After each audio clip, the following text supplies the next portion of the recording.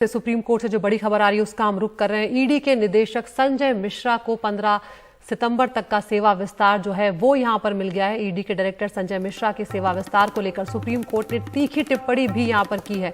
Supreme court ने ये सवाल उठाए हैं कि क्या बाकी अधिकारी योग्य नहीं है, ईडी में बस एक ही योग्य अफसर हैं, ये सुप्रीम कोर्ट ने सवाल उठाए हैं। और ये भी कहा है कि एक अधिकारी के जाने से क्या इतना फर्क पड़ेगा। यहाँ पर जस्टिस गवई जो थे उन्होंने ये तक कहा कि अगर कल मैं सुप्रीम कोर्ट नहीं जाऊंगा तो क्या कोर्ट बंद हो जाएगा। दरअसल आपको बता दें कि यहाँ पर केंद्र सरकार जो है उसने 15 अक्टूबर तक ईडी के निदेशक संजय कुमार मिश्रा का कार्यकाल बढ़ाने की बात यहाँ पर की थी। हम सीधा रुख कर रहे हैं हमारे सहयोगी आशीष भार्गव का।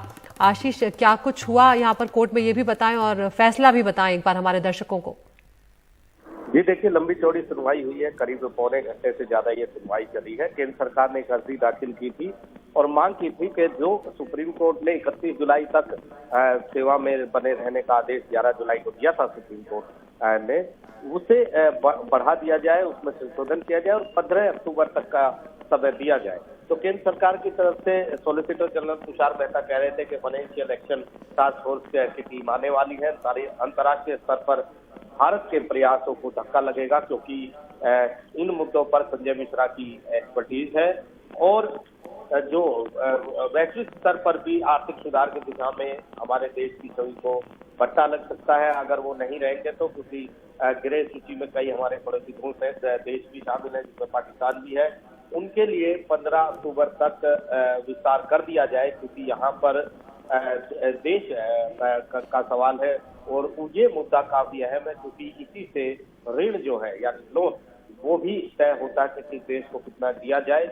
और जो FATF की सिफारिशों पर जो अमल करने वाले देशों में भारत भी शामिल है।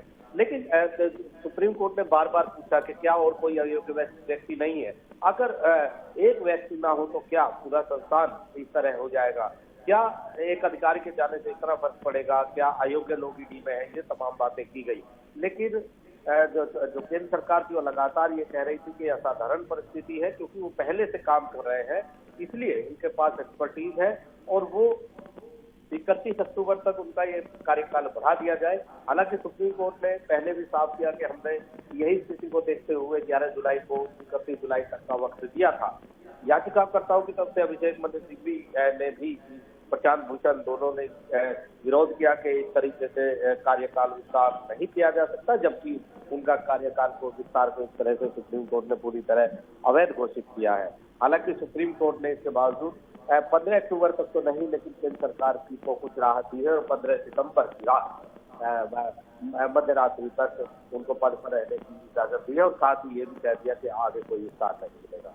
जी बिल्कुल, यहाँ पर आशीष, अभिषेक मनु सिंघवी ने की तरफ से भी ये कहा गया कि ये लोग ऐसी छवि बना रहे हैं कि जैसे देश का जो भार है वो एक ही व्यक्ति पर है।